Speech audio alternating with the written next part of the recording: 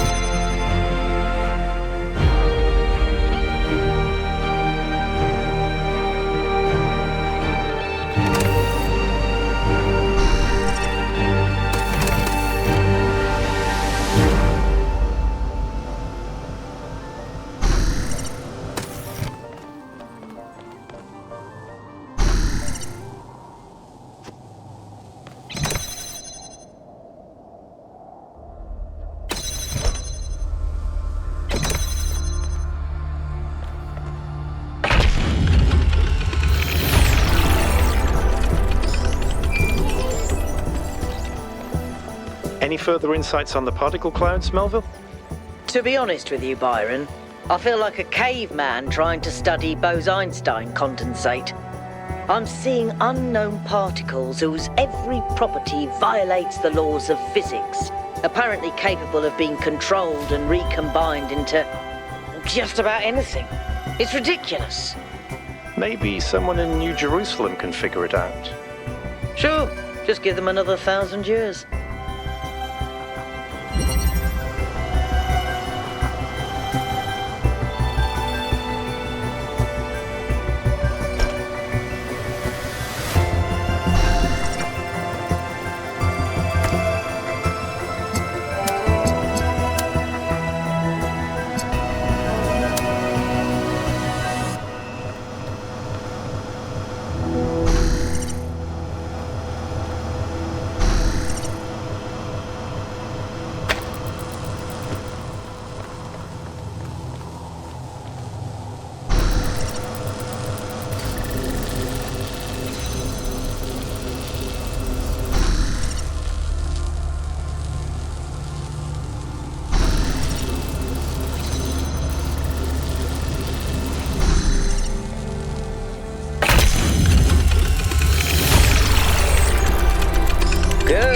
Let's get some measurements from this particle cloud.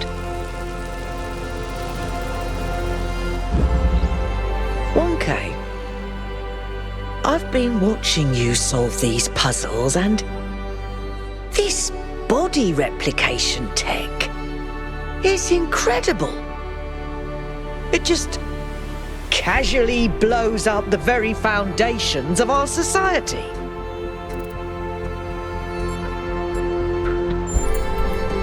have any idea how hard it is to make more of us.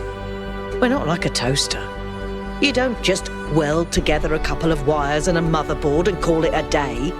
Not to mention how hard it is to even find some of the materials. And this thing just, poof, new human.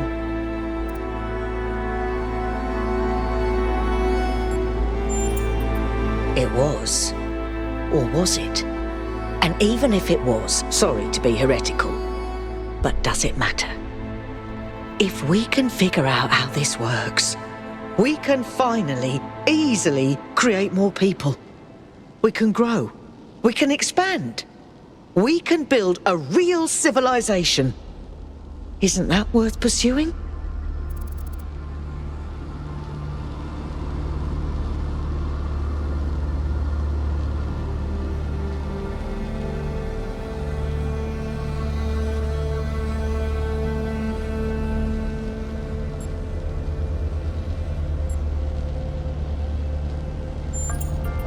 Really?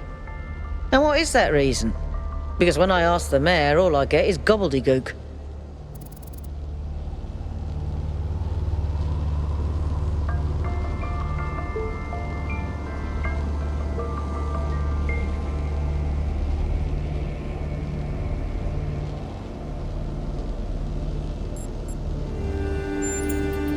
What balance?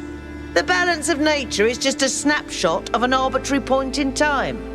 The planet changes constantly, causing extinctions left and right. Ice ages come and go. The oxygen level fluctuates. The oceans rise and fall. The only reason our ancestors believed in this balance is because their bloody lifespans were so short.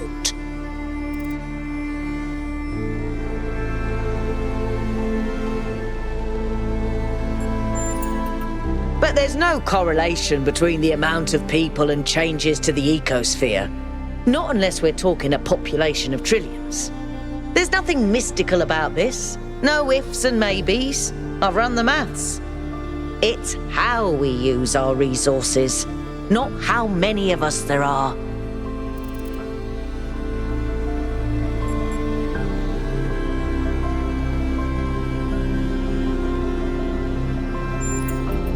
I suppose you might be right. Human history is certainly a mixed bag. Well, I'll think about it. You go solve puzzles.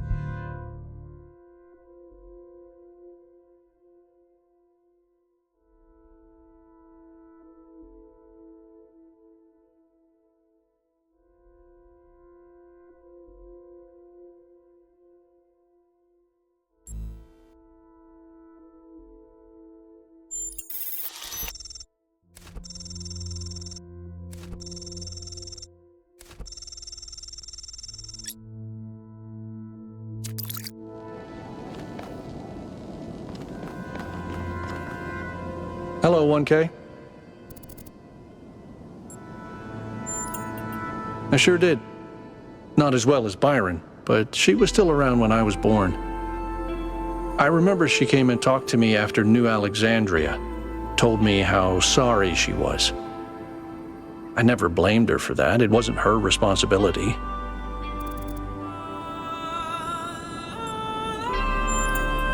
A lot busier than it is now. My most defining memory is that it was extremely noisy, because something was always being built. Got annoying after a while. It seems like something that could very quickly get out of control. You know that saying about good intentions? If we can solve problems by just making more people, how long before people just become a problem-solving tool? For some reason, we'd convinced ourselves that New Jerusalem wasn't enough, that we needed another city. We thought it would be easier the second time around. All it takes is a little bit of arrogance and a little bit of ignorance, and people die. This body replication technology is proof of just how vital this expedition is. We may not know how it works and what its limitations are, but the technology itself isn't even what really matters. What matters is to expand our imagination, to realize that other futures are possible. And 1K, just think about this. If we had stopped making new citizens, you wouldn't be here. And isn't it wonderful to exist? Simply to be in this world? Consciousness is a gift.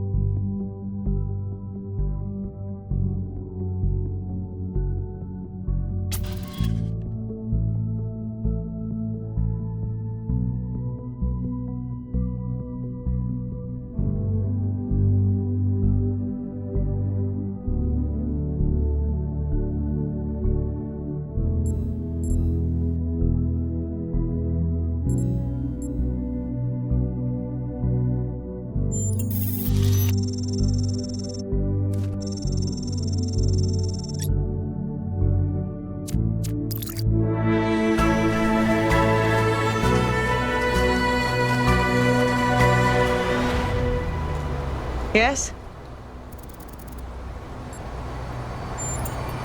Of course I did. She and Cornelius were both there when I was born. Neath was just starting to take over back then, and they were still showing her the ropes. Busy. There was always another problem to solve. Did you know that she never upgraded her body? Always prioritised everyone else. That's the kind of work ethic I wish more people had.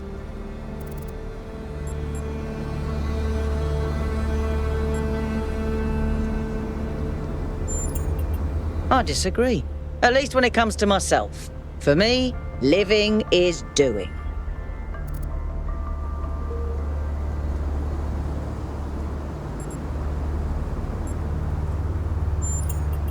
Okay.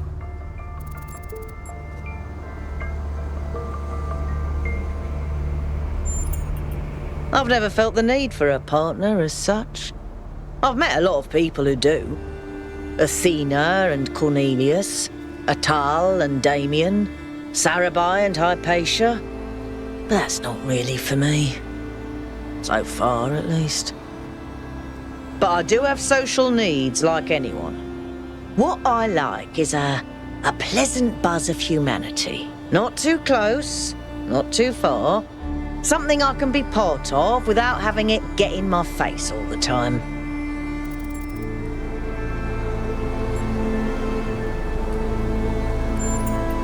The data stream overloads. Yes, they could.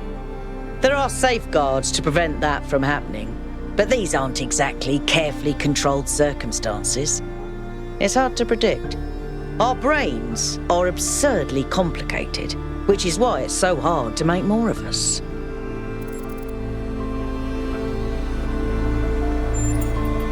Maybe she just got sick of things breaking all the time.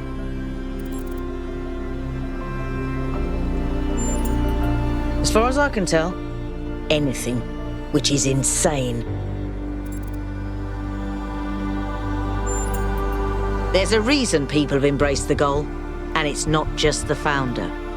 We literally exist only because our ancestors made a mess of apocalyptic proportions. Caution has its place, I think.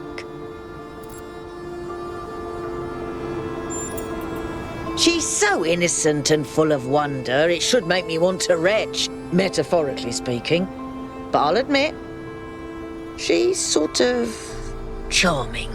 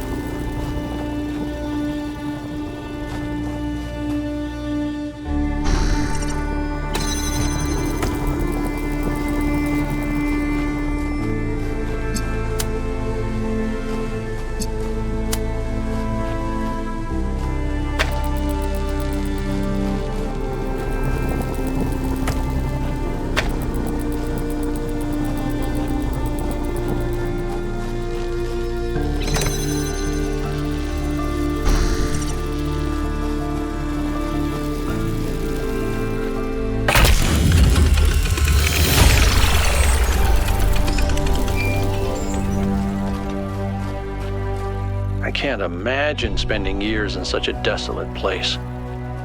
For what? Science? Enlightenment? I'd much rather be back home in New Jerusalem. I think it's beautiful in its own way. But I don't understand how our ancestors could survive here. They were so fragile. Imagine getting stuck out here in the cold. I wonder if there are wolves. It's kind of a miracle biological humans lasted as long as they did.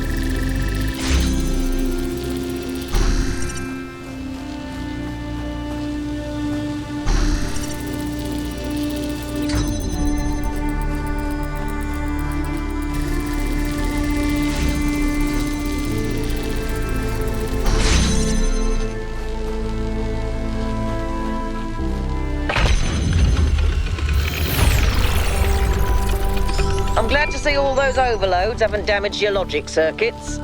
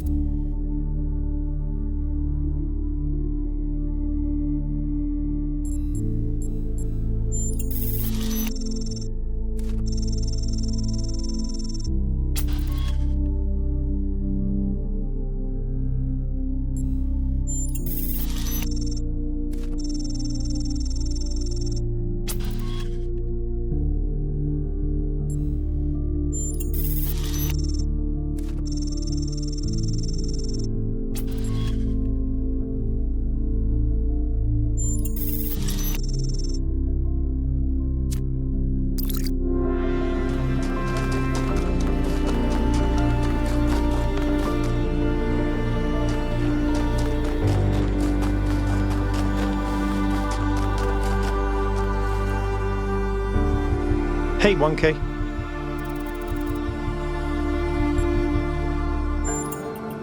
Then at least we may be able to find out what happened in New Jerusalem, why she came here. But I don't think she left the island. I think she's still here, waiting for us to make the right choices. It would be nice if something good happened for once, wouldn't it?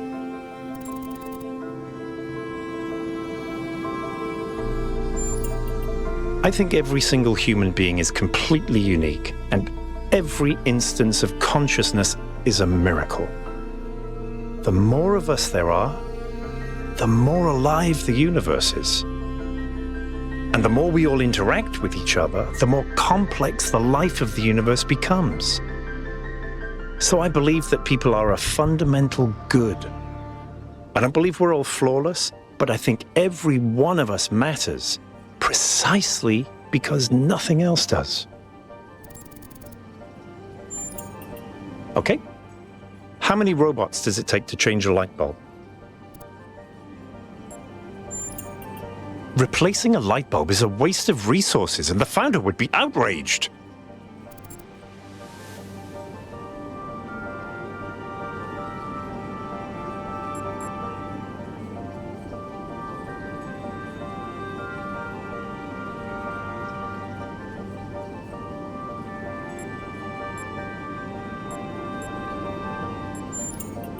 You know, Herman had the same reaction.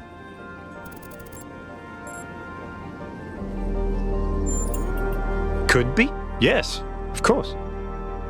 All technology has the potential to be misused, from fire and the wheel to whatever makes these particle clouds. But that doesn't mean it has to be.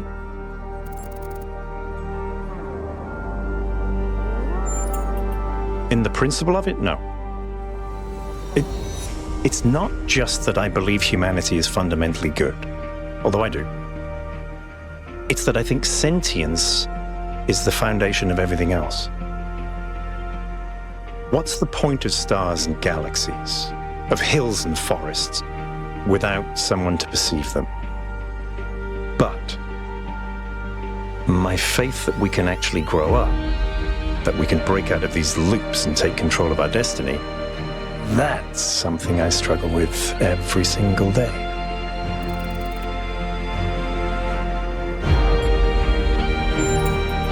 Herman, honestly, I think he makes people feel safe. The world beyond our walls is frightening. Human history is full of failures and disasters. It's easy to look at that and recoil. Herman offers a vision of the future that feels contained, manageable.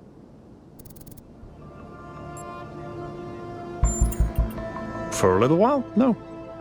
Everyone needs periods of rest. But as a permanent choice, yes. I think it's regression, decay.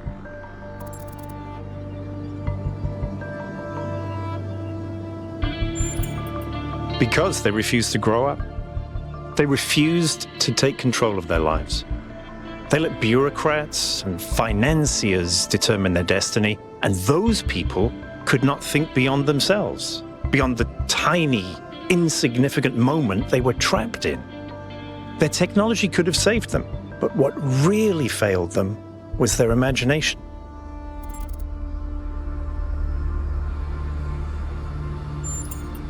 Athena was always trying to understand the reality underneath what we perceive, the objective truth. That's why she was capable of leaving the simulation. And even after she was free, she never stopped trying to understand more. I suspect her research took her another step closer to understanding the truth. And such steps always challenge our conception of the universe. But that's the wonderful thing about science. We can adapt our views to the evidence.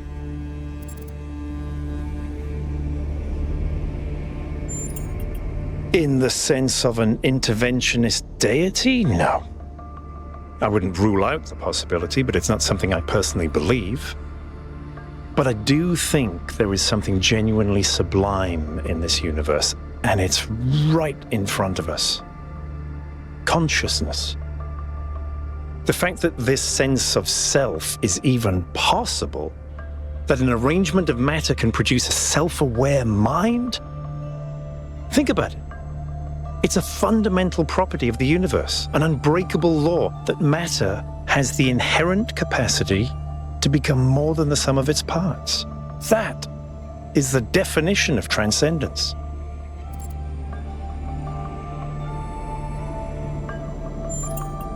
She did, yes. Some people in New Jerusalem choose to live in family units, although usually that involves marriage or equivalent ceremonies, not having children. You could say that Athena was a kind of mother to us, and Cornelius a kind of father, but it's not quite the same.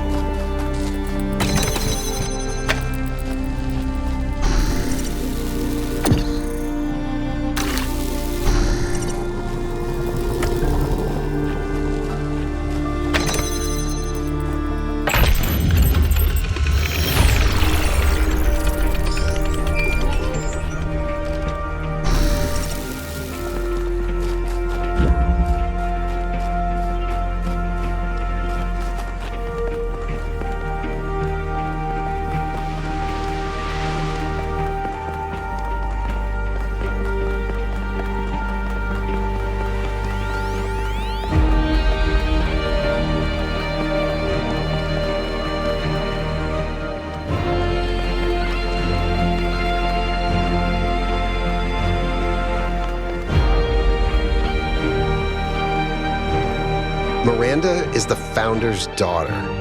It's still kind of blowing my mind. She came all the way out here, left everything she had behind, and created a new life. Why do you think she did that?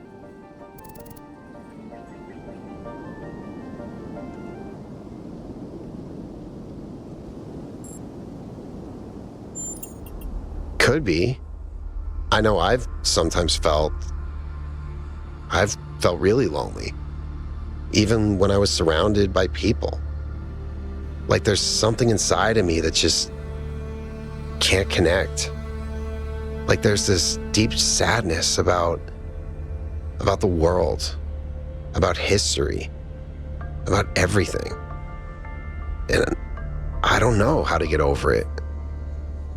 Sorry, probably oversharing.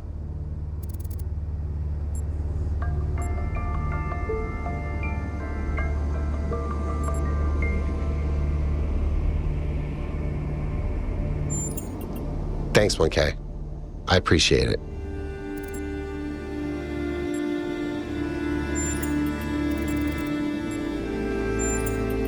I'm not sure, to be honest. This is all so surreal. Walking around here is so peaceful, but it's also, I don't know. One moment I feel inspired, the next, kind of creeped out.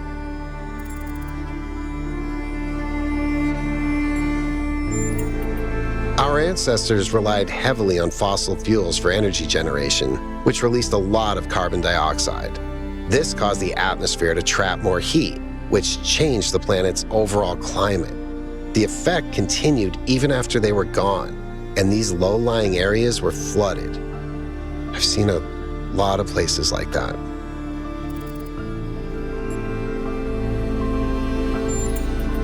No, I never did. I would have loved to. Nope.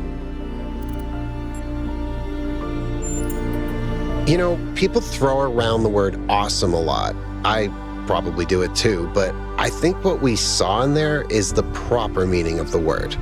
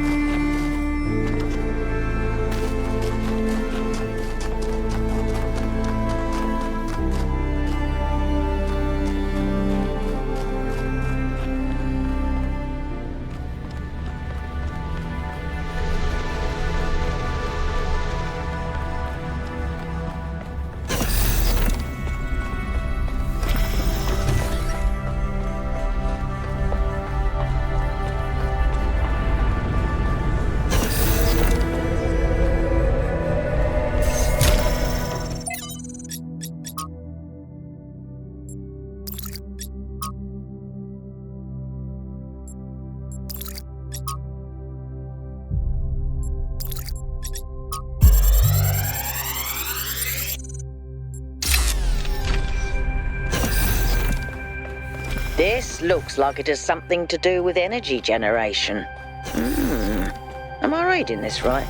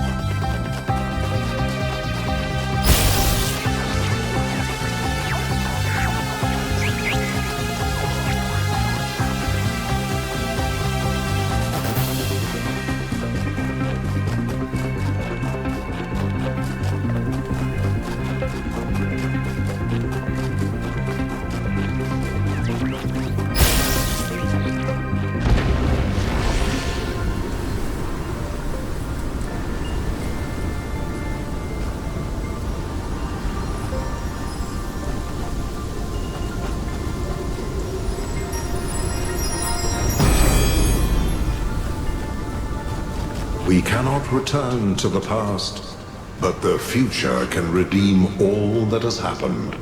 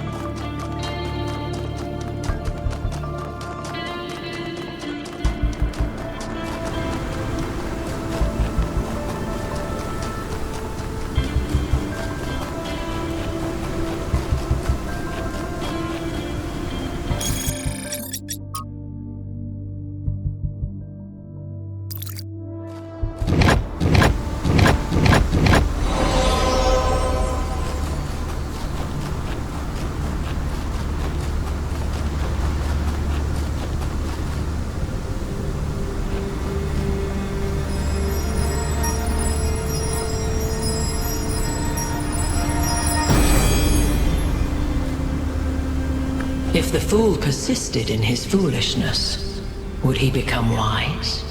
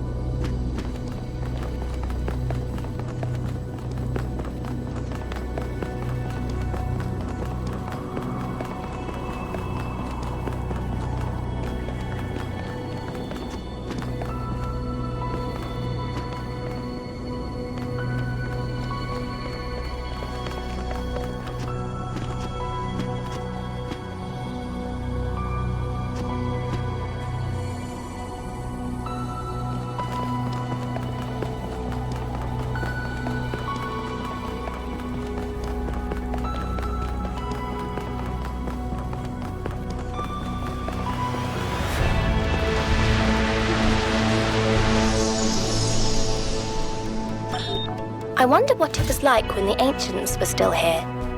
Their world seemed so lively. Not always in a good way. Interesting times are great to read about, but rarely great to experience. That's true. But they left behind so much art and philosophy and religion, and so many strange stories. Is New Jerusalem like that? It was, in the beginning.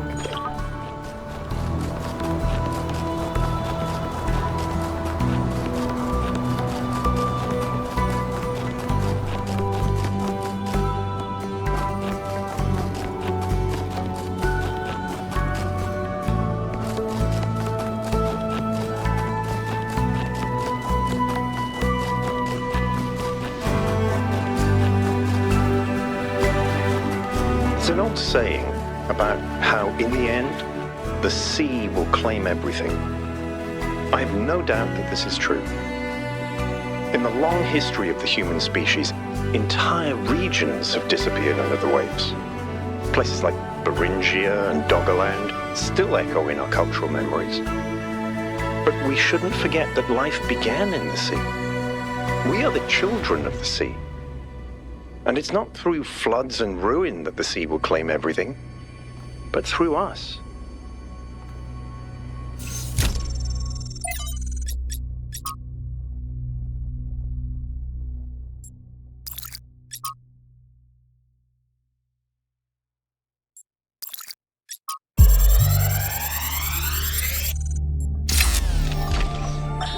Now, I have to talk science fiction for a bit because I love science fiction, but it drives me nuts.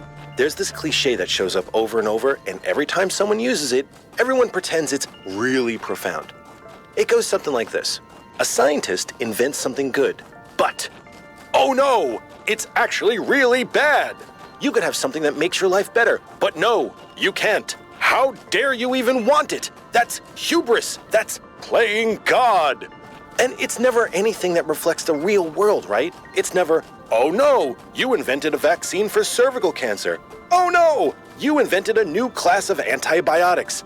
Oh no, you cured malaria. How dare you? Those diseased mosquitoes are way more important than human lives. How did science fiction become so reactionary? You know, if we all thought this way, you guys wouldn't even exist. At least Alex agrees with me.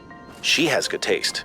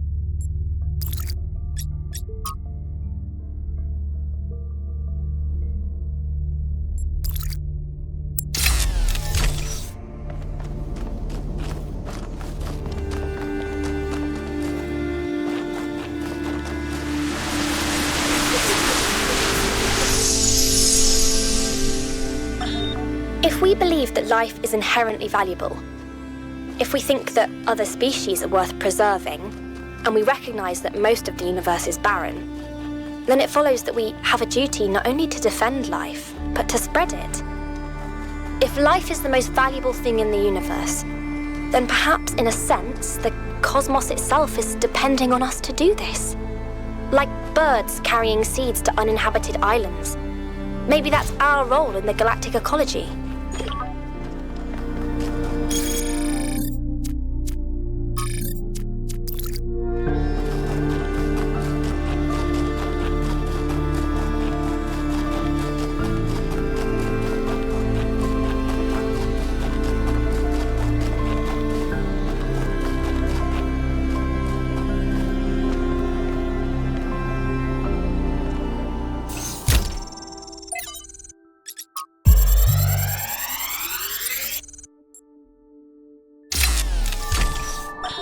As we continue exploring the cold northern reaches of the island, the contrast between the harshness of this place and the softness of New Jerusalem becomes more and more pronounced. There is a kind of madness in what we are doing, going to a place that is so hostile to our existence. That does not mean there is nothing to love here. There is, in fact, a great beauty, but it is a hateful beauty. A beauty you can only love because there are places that are not like this. And yet, it is precisely this hateful beauty that the people of New Jerusalem fail to see, and so cannot understand their own blessings.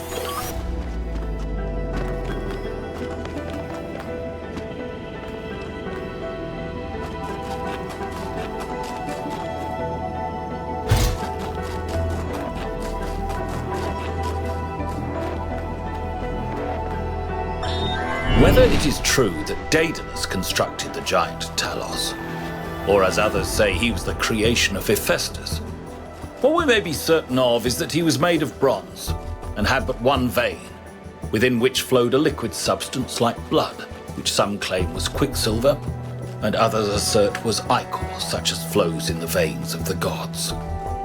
The loss of that liquid caused him to die, as a man dies when he loses his blood. May we not then say that Talos, though created as a machine or a toy, had all the essential properties of a man? He moved of his own volition, he spoke and could be spoken to, had wishes and desires. Indeed, in the tale of the Argonauts, that was the cause of his downfall. If then a machine may have all the properties of a man, and act as a man while driven only by the ingenious plan of its construction and the interaction of its materials according to the principles of nature, then does it not follow that man may also be seen as a machine? This contradicts all the schools of metaphysics. Yet even the most faithful philosopher cannot live without his blood.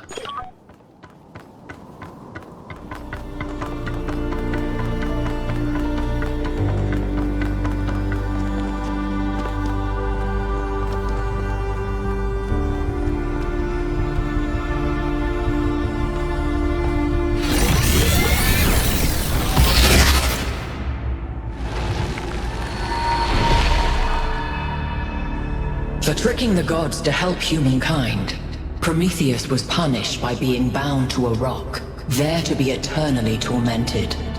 The chains that held him were forged by Hephaestus, blacksmith to the gods. Was Hephaestus right to allow his art to be used in this fashion?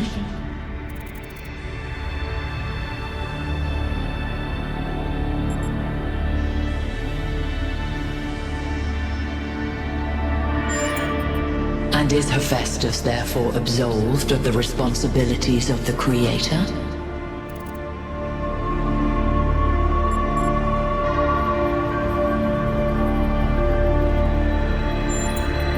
Interesting.